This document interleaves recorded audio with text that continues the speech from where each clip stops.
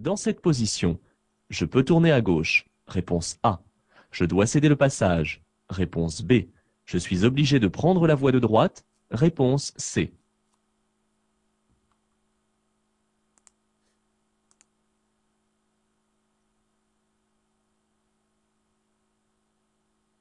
Je pourrais dépasser juste après ce panneau de fin d'interdiction. Oui, réponse A. Non, réponse B.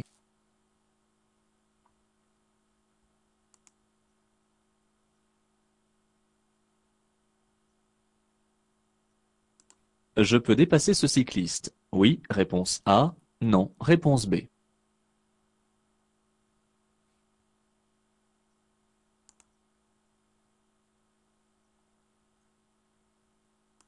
Le dépassement est interdit par la signalisation horizontale. Oui, réponse A. Non, réponse B. La signalisation verticale. Oui, réponse C. Non, réponse D.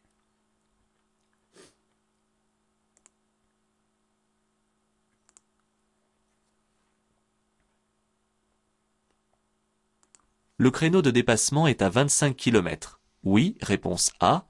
Non, réponse B. Je dois attendre 25 km avant de pouvoir dépasser ce camion. Oui, réponse C. Non, réponse D.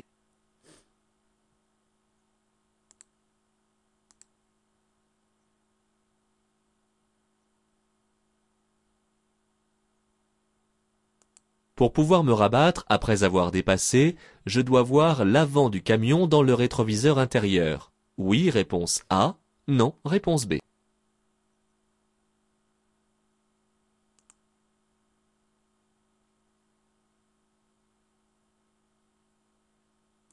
Dans une forte déclivité où le croisement est difficile, celui qui s'arrête en premier est celui qui monte. Réponse A. Celui qui descend. Réponse B.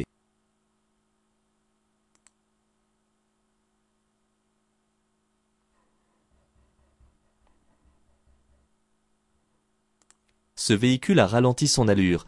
Je le dépasse par la droite. Oui, réponse A. Non, réponse B.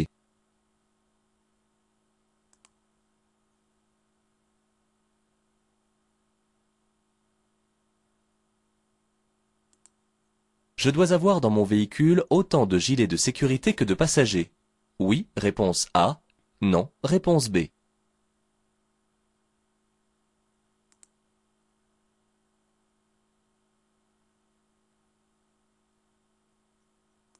Je risque une amende si je n'ai pas mis ma ceinture de sécurité. Oui, réponse A. Non, réponse B. Si j'ai mal positionné ma ceinture de sécurité. Oui, réponse C. Non, réponse D.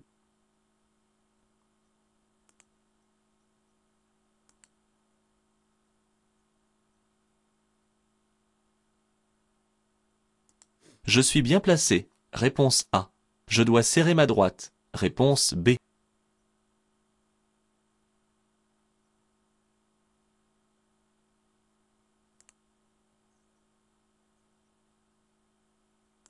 Je garde la même allure. Réponse A. Je ralentis. Réponse B. J'accélère. Réponse C.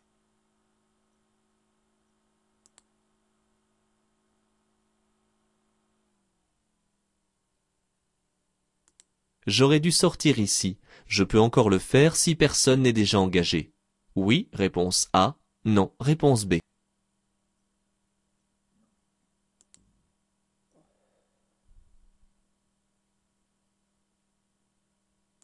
Je vais tout droit. Les flèches au sol m'indiquent que je suis prioritaire. Oui, réponse A. Non, réponse B.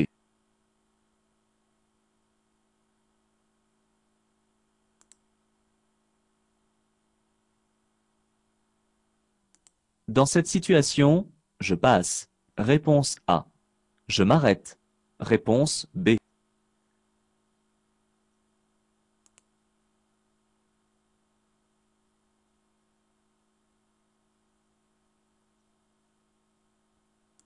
Si je ne cède pas le passage aux usagers venant de droite, je risque une perte de 2 points.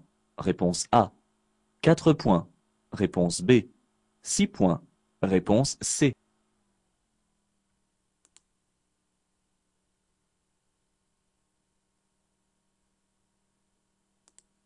Ce panneau losange se trouve généralement hors agglomération, avant une intersection. Oui, réponse A. Non, réponse B. Tous les 5 km. Oui, réponse C. Non, réponse D.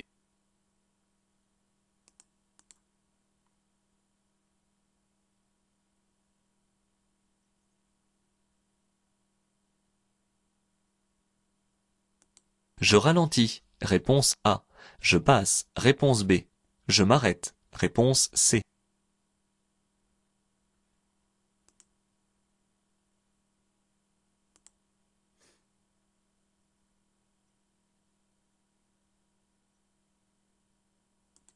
L'usager à droite souhaite tourner à gauche. Je lui fais signe de passer.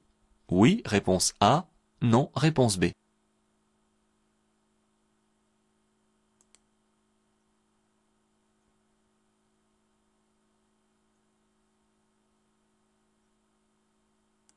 Je peux circuler à 60 km/h. Réponse A. 70 km/h. Réponse B. 80 km/h. Réponse C. 90 km/h. Réponse D.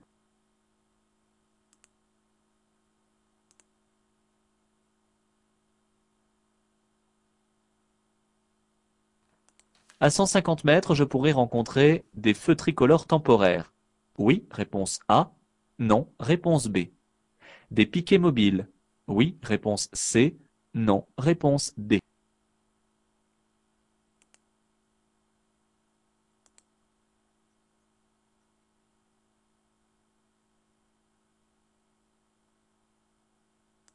Le passage est interdit si la remorque mesure 7 mètres de long. Réponse A.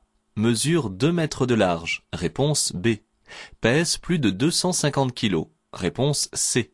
Mesure 3 mètres de haut. Réponse D.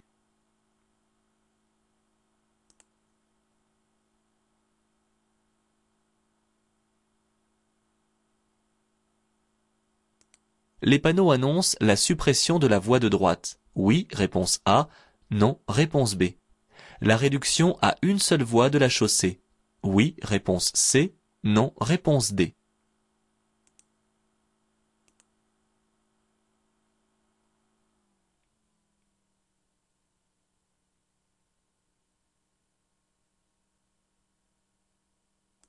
Cette radio donne des informations généralistes de niveau national. Réponse A. De proximité autoroutière. Réponse B.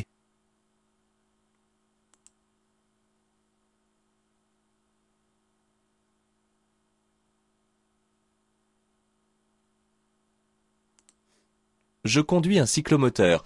Je peux tourner à droite. Oui, réponse A. Non, réponse B.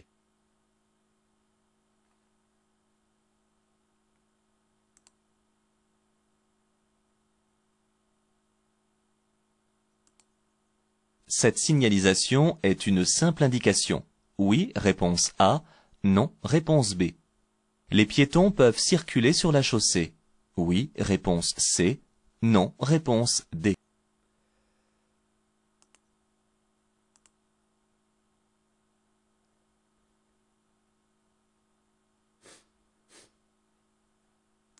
La signalisation indique que le stationnement à droite est interdit aux poids lourds. Oui, réponse A. Non, réponse B. Aux caravanes. Oui, réponse C. Non, réponse D.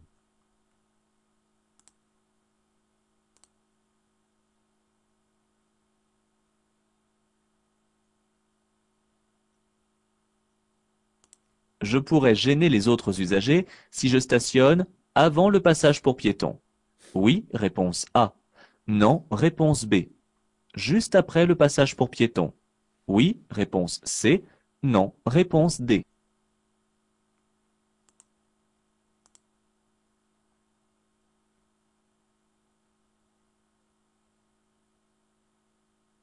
La commande du milieu permet d'actionner le dégivrage. Du pare-brise, réponse A. De la vitre arrière, réponse B.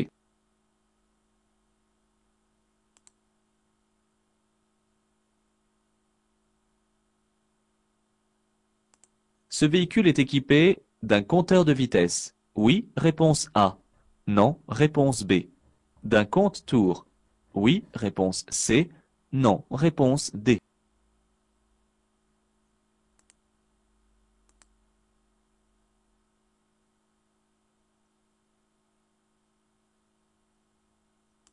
Le ciel se couvre et la visibilité diminue. Je peux utiliser les feux de position. Réponse A. Les feux de croisement. Réponse B. Les feux de route. Réponse C.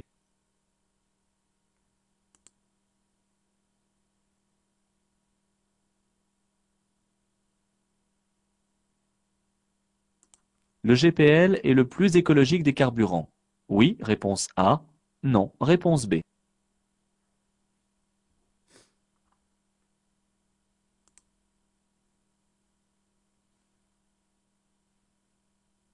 Le télépéage est réservé aux véhicules de moins de 2 mètres de hauteur. Réponse A. 3 mètres de hauteur. Réponse B.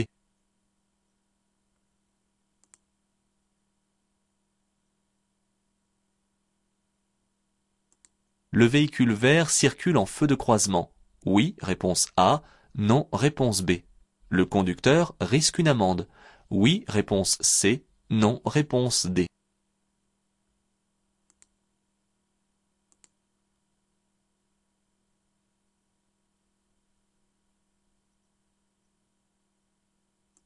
Pour économiser du carburant dans ma conduite, je freine franchement. Réponse A.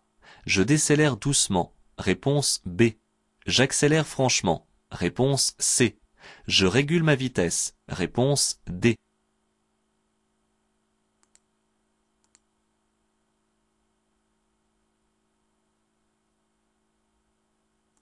Dans cette longue descente, pour ralentir le véhicule, je choisis plutôt la 5e vitesse. Réponse A.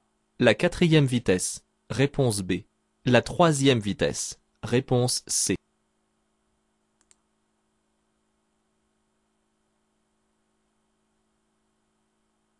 Cet usager tarde à revenir à droite. J'effectue un appel de feu.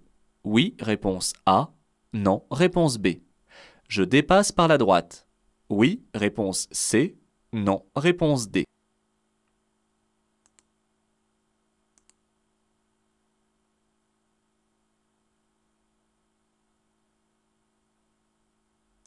J'ai largement terminé un dépassement. Je peux me rabattre à droite malgré la ligne. Réponse A. Je dois encore rester dans la voie de gauche. Réponse B.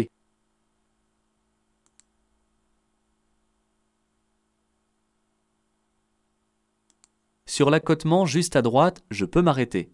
Oui, réponse A. Non, réponse B.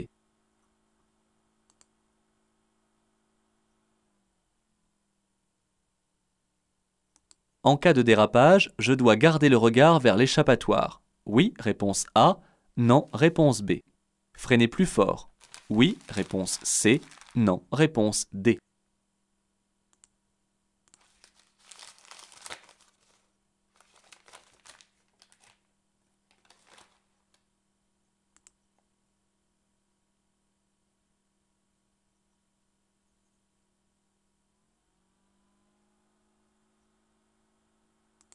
L'emplacement de ce panneau fixe une obligation de contourner l'îlot par la droite.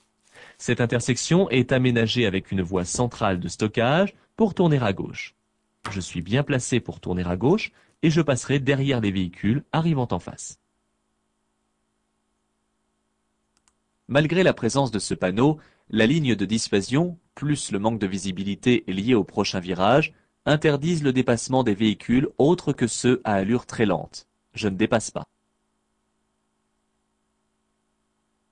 Le cycliste circule bien à sa droite et la ligne de dissuasion m'autorise à la mordre durant la manœuvre. De plus, la route est assez large pour pouvoir dépasser tout en respectant la distance latérale réglementaire de sécurité d'1,50 m. Je dépasse après avoir contrôlé à l'arrière, sur le côté et après avoir signalé mon intention. La signalisation verticale correspond à la signalisation par panneaux, bornes et feux. La signalisation horizontale correspond au marquage peint sur le sol.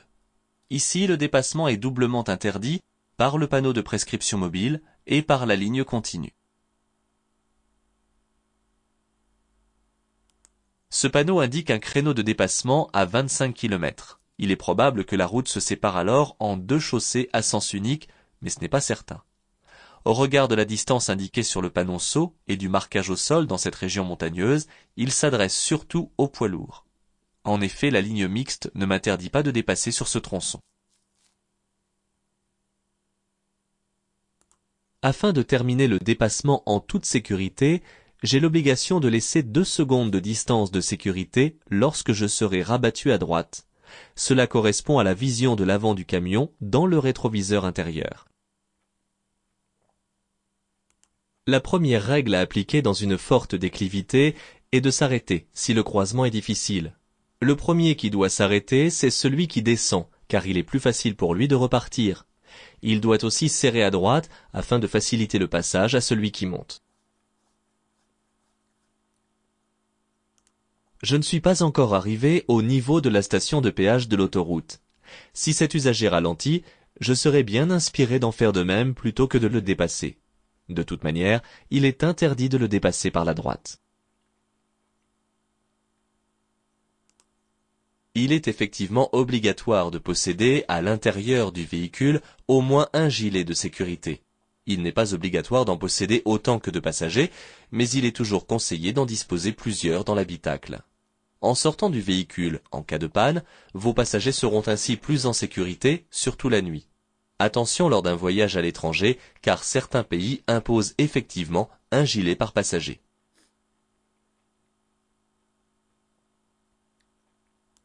En tant que conducteur, je risque une amende ainsi qu'une perte de 3 points sur mon permis de conduire si je n'ai pas mis ma ceinture de sécurité. Je ne risque aucune sanction si je l'ai mal positionnée. Cependant, en cas de choc, elle sera alors inefficace et pourra même devenir dangereuse, surtout si elle n'est pas mise à plat sur le bassin ou si elle est vrillée. Dans cette situation, je suis très mal placé car je chevauche la ligne continue. Ce comportement est ici dangereux car j'aborde bientôt un virage dans lequel il n'y a aucune visibilité. Il est impératif que je revienne à ma droite au plus vite. Je suis passible d'un retrait d'1 point sur mon permis de conduire. Je ne sais pas depuis combien de temps ce bloc de feu est vert. Il peut donc passer d'un instant à l'autre au jaune fixe, puis au rouge. Je dois donc placer mon pied devant le frein et ralentir afin de pouvoir m'arrêter en toute sécurité. La ligne continue de séparation des voies est assez large pour comprendre que sortir ici est interdit. C'est même dangereux. Je sortirai plus loin.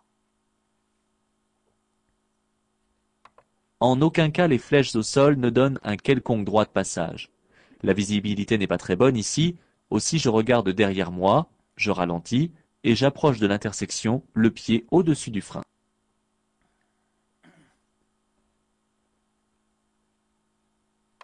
Le feu est jaune clignotant en bas, à la place du feu vert. Je peux passer, cependant avec prudence, car un feu jaune clignotant attire l'attention sur un endroit dangereux. Ici, j'entre dans un tunnel et il faut que mes yeux s'habituent au changement de luminosité.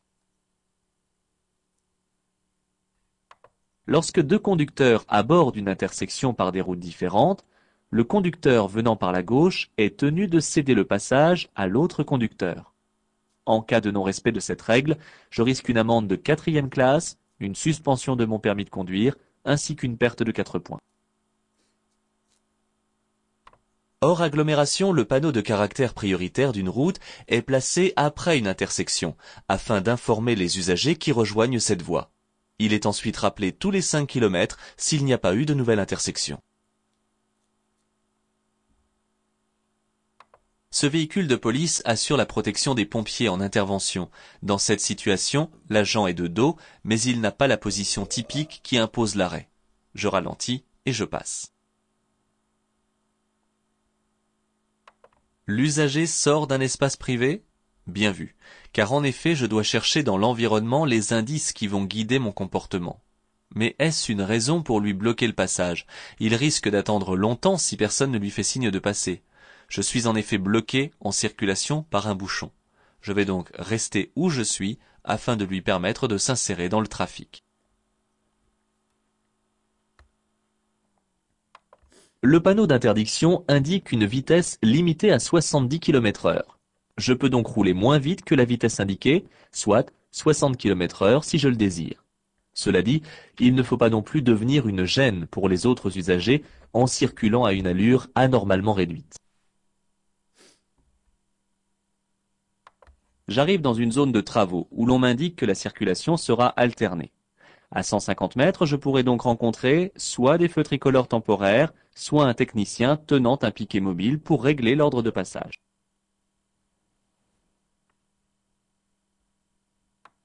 Ce n'est pas la longueur ni encore la largeur qui définissent ici le statut de la remorque, mais son poids total en charge. Pour les gabarits, il existe des panneaux spécifiques. Ici, seules les remorques et les caravanes pesant moins de 250 kg peuvent passer. Pour l'instant, je circule sur une chaussée comportant 2 voies de circulation et à droite une voie réservée à l'insertion. Les panneaux signalent une réduction du nombre des voies. Je vais passer de 2 voies à une seule. Cela signifie que la voie de droite va bientôt être supprimée, puis plus loin, celle de gauche.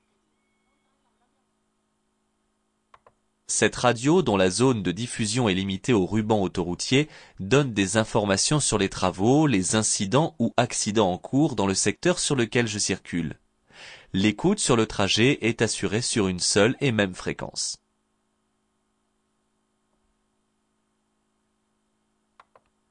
Ce panneau de signalisation annonce qu'il est interdit pour tous les usagers de tourner à droite, sauf pour les cyclistes. Je suis donc concerné par cette signalisation si je conduis un cyclomoteur. Je ne peux pas tourner à droite.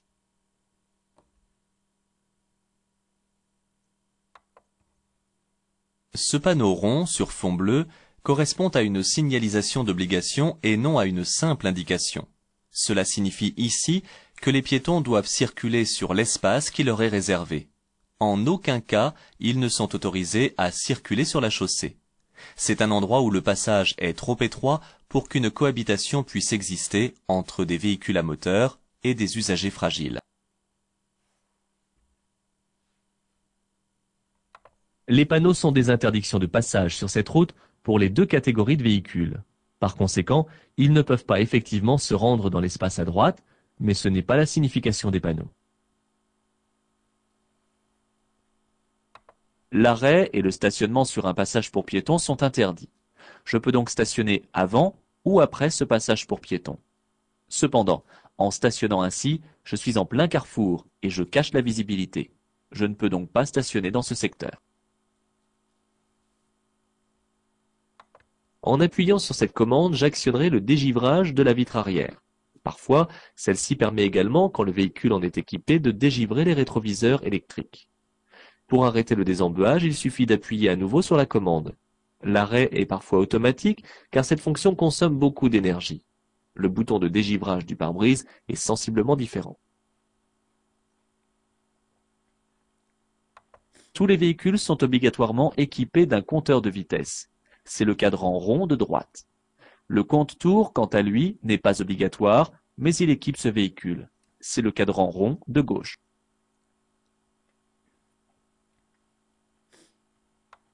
Le ciel se couvre et la visibilité diminue, et déjà je distingue mal les véhicules au loin. J'en déduis que les autres usagers rencontrent les mêmes difficultés pour me distinguer. Je dois directement allumer mes feux de croisement. Je n'utilise pas les feux de route qui sont interdits dans ce cas.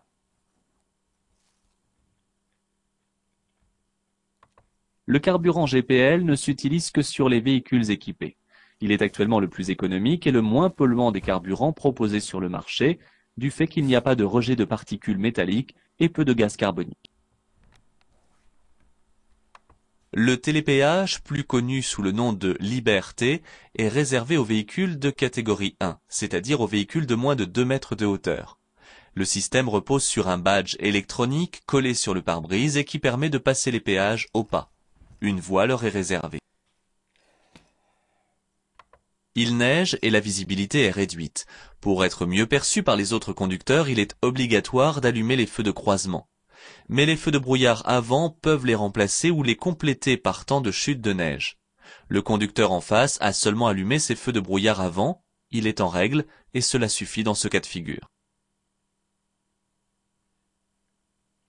Les accélérations et les freinages trop brusques résultent d'une conduite trop dynamique ou qui n'anticipe pas sur les conditions de circulation. Chaque freinage engendre ensuite une accélération alors qu'en prévoyant je n'ai pas à freiner, mais seulement à réguler la puissance du moteur. Il y a 8 km de descente avec beaucoup de virages. Afin de ne pas échauffer les freins, je vais faire prendre en charge le ralentissement du véhicule par le moteur. Pour ce faire, je vais rétrograder jusqu'à trouver le rapport qui convient le mieux. En général, la troisième suffit, bien que parfois il faille rétrograder jusqu'en seconde si la pente devient plus raide. Le conducteur est peut-être étourdi ou en baisse de vigilance, et il n'a pas pris conscience de ma présence. Je lui fais un appel de feu pour qu'il se range. Dépasser par la droite est dangereux, c'est donc interdit. Quand je ne suis pas en train d'effectuer un dépassement, je dois circuler dans la voie la plus à droite. Cette ligne est placée à proximité des bretelles de sortie afin d'interdire une sortie intempestive à partir de la voie de gauche. Elle n'interdit pas de revenir à droite. En me rangeant à droite, juste après ce panneau, je ne gêne pas la circulation ni la visibilité. Cependant, je ne pourrai pas stationner là où il y a de la neige, car il n'y a pas assez de place.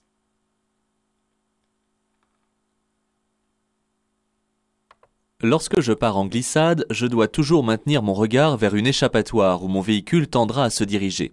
Rien ne sert alors de freiner car les roues sont bloquées. Tout au contraire, je dois relâcher la pression du frein pour que mes pneus puissent retrouver une adhérence et une direction.